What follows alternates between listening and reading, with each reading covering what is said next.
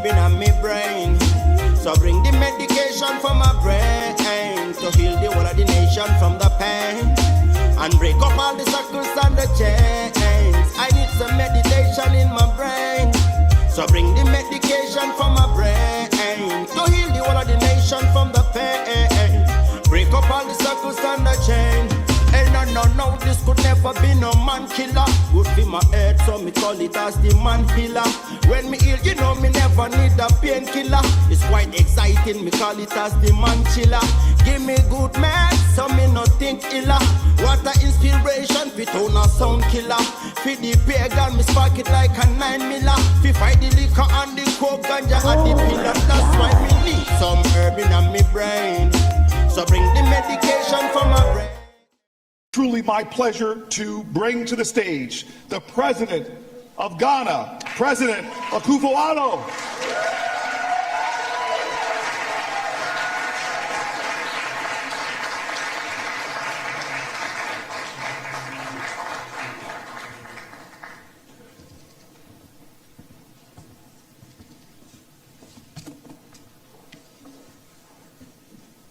Madam Vice President, ladies and gentlemen,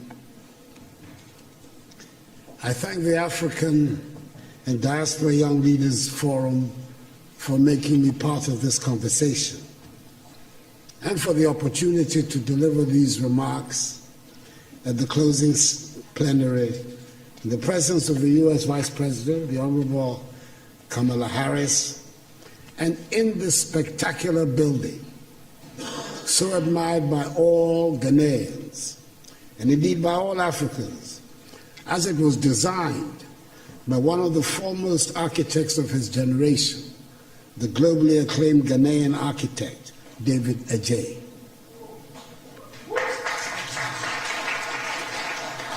The forum has chosen the most relevant theme of Africa's contemporary situation, a theme which sums up the essence of African aspirations, amplifying voices, building partnerships that work. I've stated it before, that it sometimes appears the words Africa and Africans have more resonance outside the continent than inside. When we are home on our continent, it always seems very important to assert that we are Ghanaians, Ivorians, Kenyans, Nigerians, Swazis, Senegalese, Rwandans, South Africans, and Zambians. Then we find ourselves outside the continent, and then we discovered that to the outside world, there are no Ghanaians, there are no Senegalese, and there are no Tanzanians. There are only Africans, and we are all simply Africans. The lesson for me is clear. Our destinies are intricately linked with each other, and we're talking not only about those of us on the continent, but about the Africans in the diaspora as well. You can be an honors graduate from any of the top universities of this country. You can be a second or third generation American, and you can be in a well-paid job. If there's an outbreak of Ebola someplace on the African continent, you are an African. Anyone, everybody in a position of leadership in Africa today, thus has his or her work cut out. The urgent responsibility we face is to make our countries and our continent attractive for our peoples, to see them as places of opportunities. It means we must provide education, quality education and skills training. It means our young people must acquire the skills that run modern economies. The impact of a successful Africa on the image and standing of Africans in the diaspora applies with equal force to the image and standing of her sons and daughters who go by the name African Americans, and indeed to all her kith and kin in the Americas and the Caribbean. There's a lot of room for your perspectives and energies back in Africa. History tells us of the positive impact of diasporic communities on the growth and development of countries through increased trade activities, rising investments, and the transfer of skills and knowledge. Take the case of China, for example. With an emigre population of some 60 million, the Chinese diaspora is said to be the 25th largest country in the world, who, according to the Nikkei Asian Review, own assets worth 2.5 trillion United States dollars. When foreign companies in the late 1970s reduced their investments in China, it was the Chinese diaspora that shored up the economy.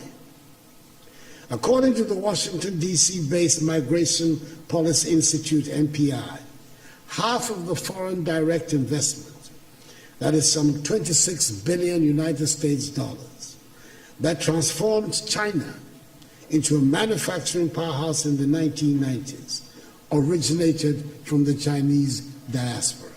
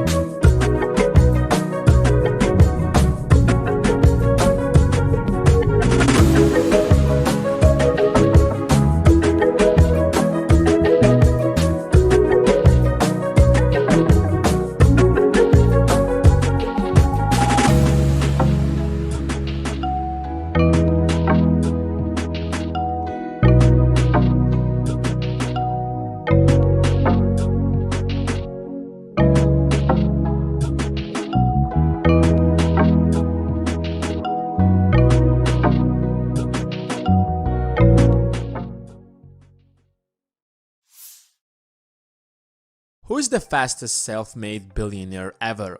While it took Warren Buffett 55 years to join the Billionaires Club, Jay Walker literally did it in less than a year. He launched Priceline.com during the dot-com bubble, and his net worth instantly jumped from zero to billions. But that wasn't sustainable, because when the bubble burst, his net worth crashed as well, while Buffett is still on the top of the list, and he doesn't seem to go anywhere anytime soon. And that's the kind of wealth you want to build. The game of money isn't easy. It's tough, competitive, and ruthless. And if you don't know the rules, you are doomed to fail. The problem with most people is that they might work super hard their entire lives, but end up poor at the end of the journey because they don't know how to let their money make even more money. In other words, they don't know how to invest. Let's assume that you have been saving money and have an extra $1,000 in your bank account. That is already an achievement because nearly 70% of Americans don't even have an extra $1,000.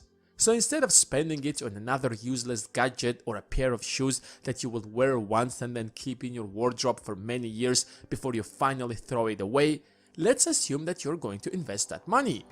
But the question is, how do you invest your first $1,000? Do you invest it in real estate or the stock market? What kind of stocks do you buy? Is $1,000 enough to start investing? We're going to answer all of these questions and many more. So give this video a thumbs up and let's get started. To understand what investing is and how does it works, consider this example. Let's say you worked so hard and saved $300,000. You can pay a visit to a Ferrari store and get yourself a luxurious car and let everyone know how successful are you. Or you can buy real estate and rent it out. Every month you will receive at least $2,000. If you decide that you no longer want to keep receiving the $2,000 paycheck every month, you can sell it and get back your initial investment. In fact, the value of your investment might even appreciate, so you will sell it for a higher price. And that's how money makes money. but you can't buy real estate for $1,000. That's not even enough for a down payment. However, that doesn't mean you can't invest that $1,000 elsewhere and let it grow. The easiest way is just to deposit it into a savings account and generate interest. But why would the bank pay you for keeping your money in the bank? Shouldn't they charge you instead? No. You see, the bank is going to take your money and loan it to someone else at a higher rate and would share with you a portion of that profit. That's how banks work in short. The only problem with this strategy is that interest on deposits account is so low that it doesn't worth it.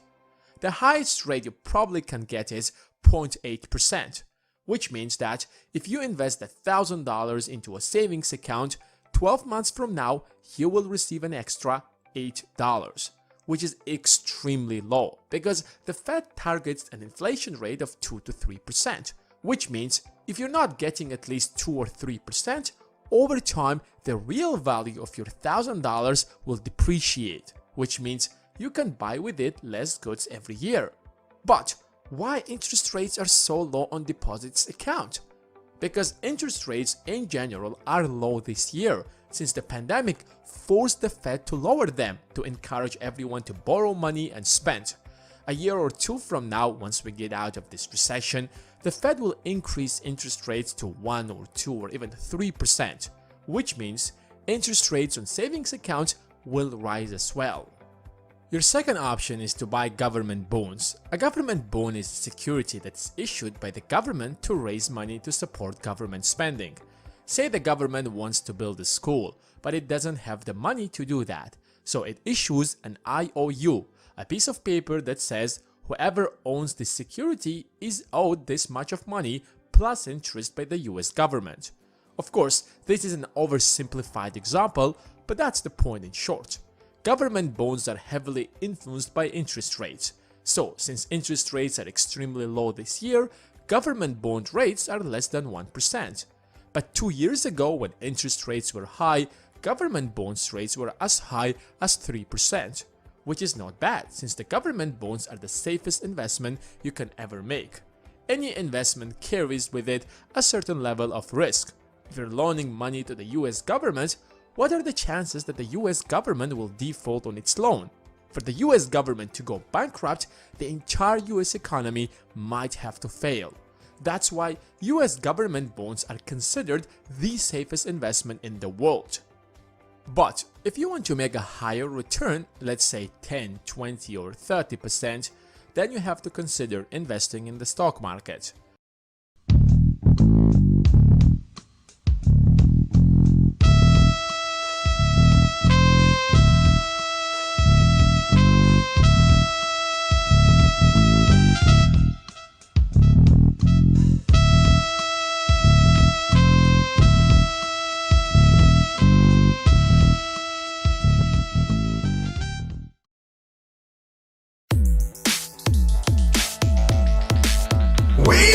Countries of Africa, our planet's second largest continent right after Asia. We are the countries of Africa. There are 54 countries presently that we will teach ya. My name's Algeria, my capital is Algiers. I'm Angola, Luanda's been my capital for years. Benin is my name, my capital's Porto Novo. Botswana's my name, Gaborone is my capital. I'm Burkina Faso, Ouagadougou's my capital. My name's Burundi, Bujumbura's my capital. Cape Verde is my name, my capital is Praia. Come to Cameroon, Yaounde's my capital to teach ya. I'm the Central African Republic, my capital Bangui is what you saw.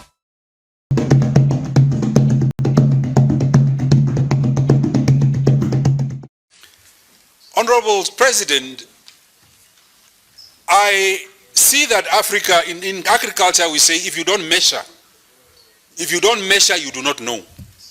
Now one of the things in Africa, if I ask a platonic question to every one of us here, how many chicken do we consume as Africans on a daily level, on a daily basis? Many countries would fail, governments would fail to answer that question. We do not know what we consume.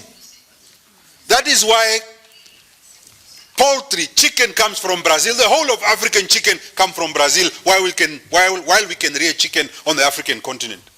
Rice comes from Japan, from India, from Cambodia. We have land, 60% of arable land is in Africa, but we are not producing rice on the African continent. For as long as we do not measure our consumption, we will not be able to penetrate this African free trade area. I want to conclude by saying the following, Honorable Chairperson. I am very worried by the fact that when we are talking about this continental free trade area, the approach is for the big businesses to trade with one another. But I'm worried by small and medium enterprise. How do we make sure, for example, the whole of Africa, women traders that are trading on the continent do not know of this African continental free trade area? People that are doing small things that can be able to trade with one another do not know about this animal Africa continental free trade area. So I think we need to take this instrument and take it to the smallest of businesses to inform them that there is an opportunity to sell your goods to Angola. There is an opportunity to sell your goods to another country for you to be able to become a bigger business person. I want to conclude by saying the following. There is a lack, Honorable Ali, there is a lack of pluralistic there is a lot of multilateral agreements, but there are no agreements between countries. For example, Ghana, Cote d'Ivoire, these are great producers of cocoa. But which other country has taken Ghana and Ivory Coast as great exporter of cocoa for them to become net producers of chocolate in their country, to have a three-country pluralistic agreement with those three countries to say that here is a source of the raw product we want to process. Some countries, Uganda is producing bananas, Namibia doesn't. Why doesn't Uganda and Namibia enter an agreement between those countries and say, Ugandan bananas don't need to go to Europe, they can come to Namibia straight? The chicken in Ethiopia is becoming one of the greatest poultry producer. Which countries around the Great Horn of Africa have partnered Ethiopia to make sure that the poultry industry survives? That's how we can expand free trade area. In simple terms, that's how we can expand it. But we cannot expand it by without giving information to the small traders, because small traders lack finance, lack information. And the biggest thing in Africa is that governments are using what is called insider trading. That's why every person in State House ends up to become a millionaire. Because when a foreigner comes to the State House, he says, I want to invest in mining. This person goes and agree and bring his cousin to do a mining contract to joint venture. Insider trading is a problem in Africa. And if we do not expand this information to go to filtrate the people on the ground, this continental free trade area will become an instrument for the rich and those that are powerful, and the rest of Africa will not be able to continue to trade with one another. Thank you very much. Thank you.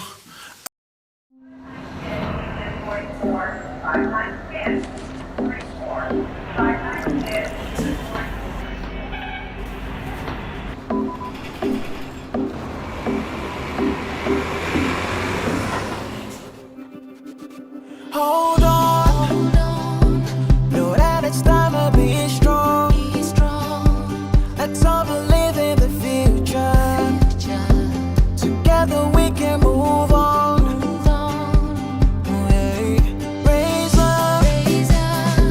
Raise up your voice and be heard. Call it every generation, all over together.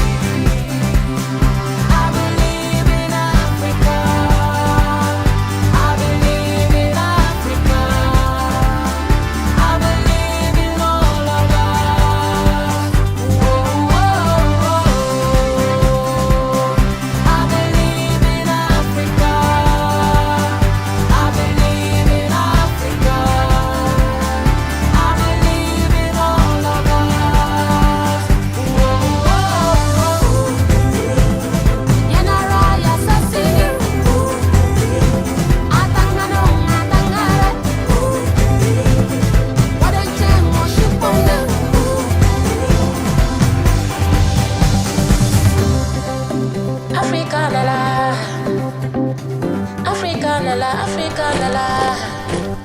Amaya chienda la, BBC Niesi, Amare. Our next video will cover innovators across the African continent, which you definitely don't want to miss. If you haven't subscribed, click on the subscribe button now so you don't miss out on any of our videos. Frank Darko is a Ghanaian innovator who invented the water bike to help people living in riverine areas to easily navigate water bodies. His inventions comes as his response to children and residents finding it difficult to cross water bodies, especially during rainy seasons. The water bike is made from aluminium, wood and propellers. Darko built the water bike to make it safer and more reliable to traverse these rivers compared to canoes. Furthermore, canoes responsible for transporting people, especially school children in the area, are limited. It took him over a year to come up with the concept and its design. Darko's invention could be useful in many other parts of Ghana and beyond, where people experience heavy rainfall or natural hazards like floods. His current model can carry one person, but he's working on another one that will carry 4 people. In addition to tackle the issue of sanitation, Darko has also invented a bicycle that sweeps the streets of rubbish and dust.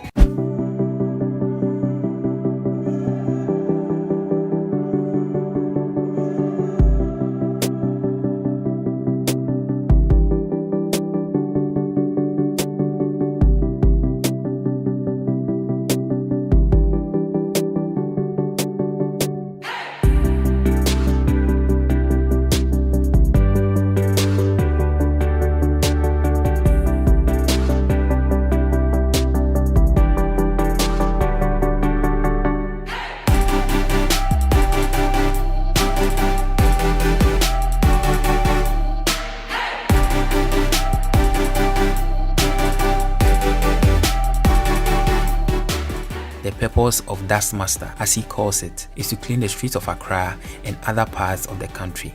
The bicycle collects rubbish and dust as it rides along the streets. It keeps the rider in shape while keeping the streets clean.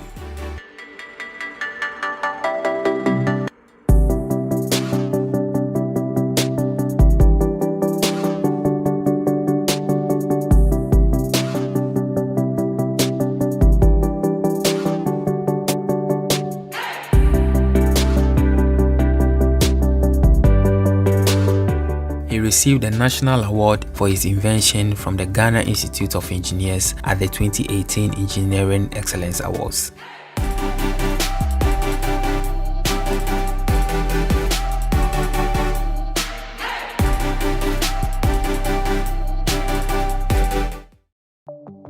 Hello everyone and welcome to my channel if you are new here. In today's video, we dive into some brilliant and passionate inventors changing the narratives of Africa. Don't forget to click on the subscribe button if you are new here so you don't miss any of our forthcoming videos.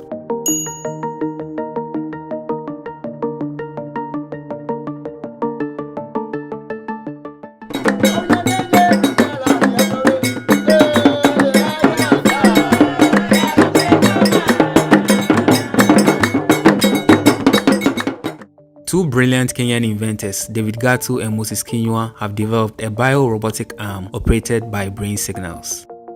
This prosthetic technology functions differently from the conventional ones which are powered by a person's muscles. Their invention, which is the first in the world, operates using brain signals converted into an electric current through a biopotential headset receiver called neural node.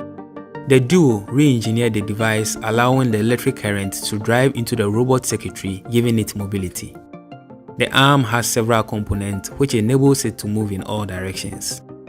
The robot is made of discarded raw materials and other appliances because they neither have the place nor the resources to obtain the necessary materials to mass produce, according to a reporter who interviewed them. Gatu and Kinyua possess immense creative potential and they have demonstrated this in many ways. The neural node, for instance, was originally created to aid those suffering from paralysis or speech loss, but later, in reaction to some immediate perceived needs, deployed it as part of the robotic arm. Gatu and Kinyua dropped out of college due to financial constraints, but that could not deter them from learning, inventing, and contributing to society. Their technology presents the opportunity for people with disabilities to turn off lights, pick up things, operate a computer or a phone, drive, and many more just by thinking. They have not been able to mass produce their invention due to financial challenges.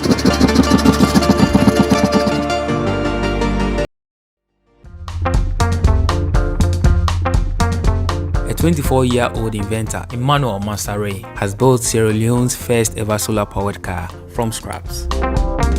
Nyerere is a student of Fora Bay College, University of Sierra Leone, pursuing a bachelor's degree in geology. His grave concern for his environment and zeal to help reduce dangerous gaseous emissions into the atmosphere led him to invent the imagination solar car, as he calls it. The solar-powered car has a large solar panel fixed at the top to absorb sunlight, which then powers the engine and also acts as a shade.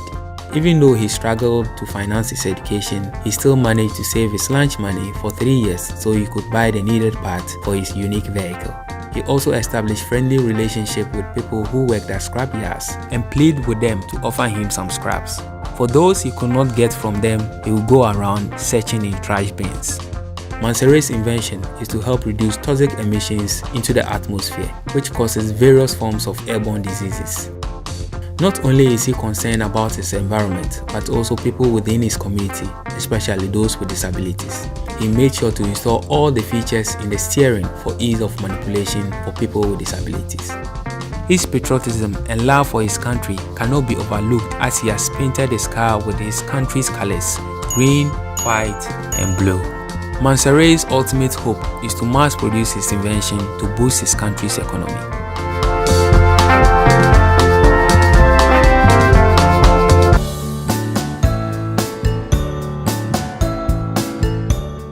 Hope Emmanuel Frank is an ambitious 15-year-old Nigerian who uses wood, paperboard, and discarded laptop batteries to construct excavators and dump trucks. The child prodigy, who was then yet to enroll in secondary school, had started making headlines with his inventions. Hope started inventing at the age of 12. He built an excavator using wood, syringes, and a drip set. The drip set served as the transmission system which powered the excavator to move in all directions. Hope has also built a tipper truck which is powered by discarded laptop batteries using a changeover switch. All his inventions are made from materials he found around his environment. In an interview with BBC Pidgin, Hope aspires to become one of the greatest inventors in the world. Shortly after the interview with BBC, Hope's achievement went viral as one of the brilliant Nigerian kids displaying great talent and creative skills. His inventions will attract the attention of Mantrack Nigeria, who decided to help Hope take his dream to the next level. Hope was flown to Mantrack headquarters in Oregon, Lagos, and for the first time, Hope would have the opportunity to operate one of their latest excavators. Hope was awarded a scholarship to a new school and also provided with financial support. We highly commend Mantrack Nigeria and encourage other organizations to take such initiatives.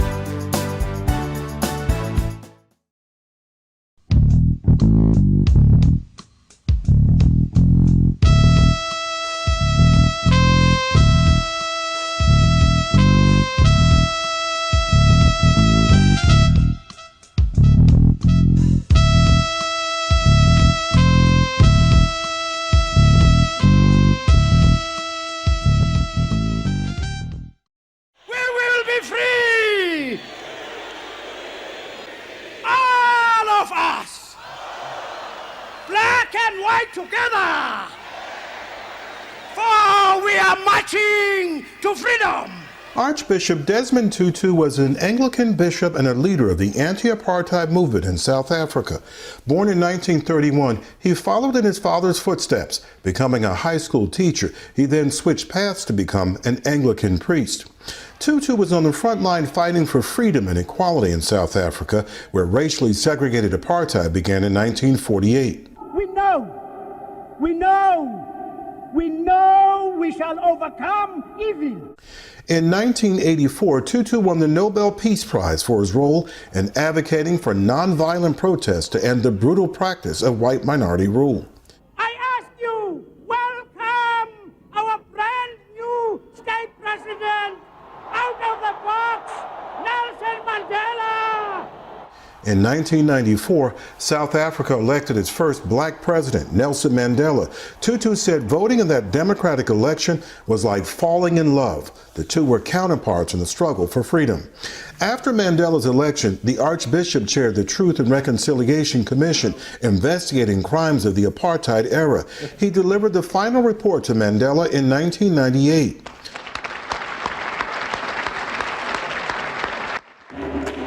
Tutu advocated for racial justice and LGBTQ rights globally. Tutu died from complications from prostate cancer, which he was first diagnosed with in 1997.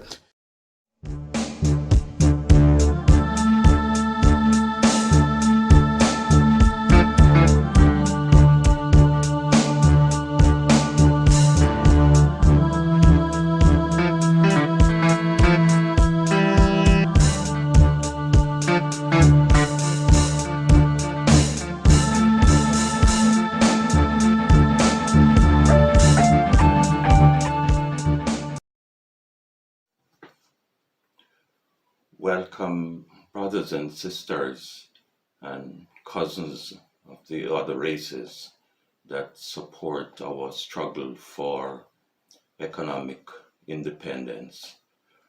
Happy Kwanzaa, and I'm hoping that you will have a healthy and profitable 2022. All of us gathered here should never forget the famous admonition of the iconic Jamaican reggae star Peter Tosh, when he said, and I quote, "Don't care where you come from. As long as you're a black man, you're an African."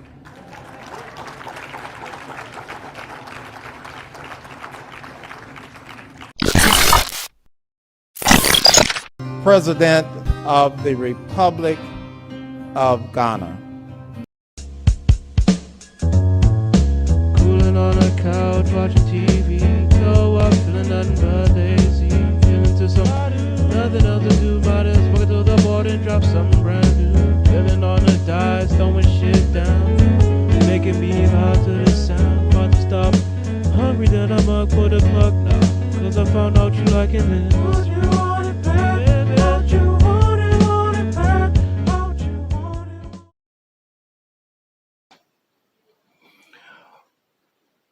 Also want to say thanks to the brothers, sisters, and cousins, again, cousins who are from the other race that support our struggle, the struggle of Africans for economic liberation. Those who are in China, fighting against racial discrimination in China, and outside of China, we know about that. I know about that from personal experience. Outside of China, in Africa and in the diaspora, our fight against the new Chinese colonizers and what they are doing in our countries and in our communities. Welcome back once again to another Mr. Licks reaction channel, guys. Hand clap to each and every one of you guys for tuning in to yet another one. I know it's been a moment since I've actually dropped a reaction, guys. It's been a few days, guys. No doubt about it, a few days. And YouTube was like, yo, Mr. Licks, where are you, buddy? But we're gonna react to this. This is apparently in Africa, someplace in Africa. Some work has been done, and of course, an individual right there, a Chinese man, decides he wants to have the audacity, they call that the unmitigated God, to want to try to, what is the word I would use in YouTube? Try to be somebody's mama, I would have to say, in a nice way. Be somebody's mama, and that person, of course, will see what that is like. We'll hold on. Let me bend that properly for me to see that thing there. 你开会你了，你给我看看，100万，打掉啊！我跟你说好的，我也没。你开会你了，你给我看看，100万，打掉啊！我跟你说好的，我也没给你动手。That's out. Hey. Well, first of all, guys, I noticed the guy is speaking the kind of language there. Is that Chinese? Is that Chinese for the individuals out there who know Chinese? Is that really Chinese? I don't think that's a Chinese language, is it? You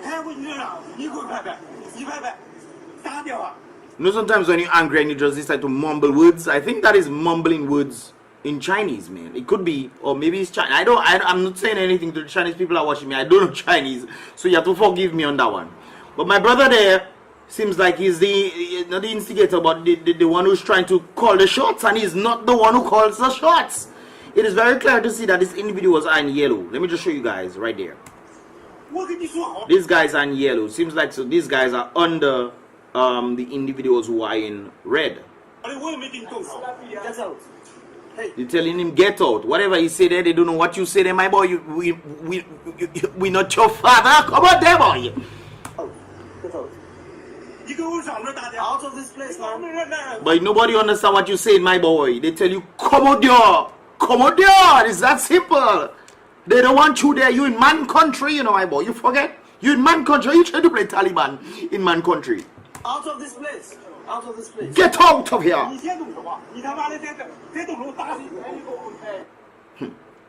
What?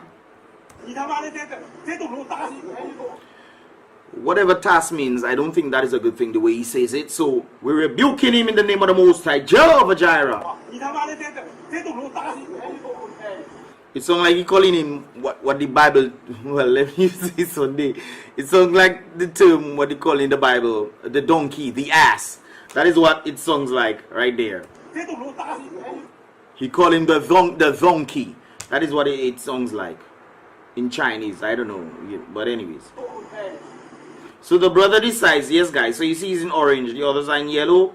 So it seems like he's one of those maybe supervisors of the area, which I think that should be the case. He's in Africa. Usually they should be the supervisors over projects. Anyways, he decides you want to talk, just continue talking, man. Let me continue my work. We have things to do. So buddy decides you want to continue talking. I tell you to talk. I give you the permission to speak.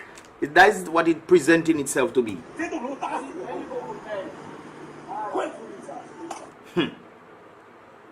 But that is what you call the audacity for real. That is the audacity right there. So this black man is not like the ordinary black man in Africa where Chinese can feel like they just don't do anything. No, that is not one of them. He decides you slap my papers, what? Buddy, take this ninja kung fu teki. What they call him? Kicking patwa? I don't know. Take this, man. Take this right in your stomach, man. Like I have so much of that guy, so we have to bypass that. Anyways, he decided doing him this, and the brother decides, okay, to slap. That was quick. I think I can show that one. He learned that from the Chinese, the ancient martial artists of the Asian people. Ninjas. Who you think you messing with? Partner this side he going about what? Partner this side I can't fight you. I don't know Chinese. I don't know Kung Fu. Let me go and get some stick or something. Yes. He come with his staff. And that is the best thing he decided to do. You're trying to choke the man with your wood. Stop your dirty ways, man. Stop your dirty ways. Leave him. You attacking the partner and the partner checking what you doing. Me, I trying to teach my fellas what to be done, and you just come in and present as if you's the king of the murder, huh? And now you doing that, and then you trying to come behind me. Hit him a ninjas. That is what you call a flying, should I say it? A flying ninja tsunami right there. I cannot show much of that, guys, so we have to bypass it a little. But it call like him well squared, guys. It call like him squared. But down, he had to go down. Ninja. That is the real ninja right there.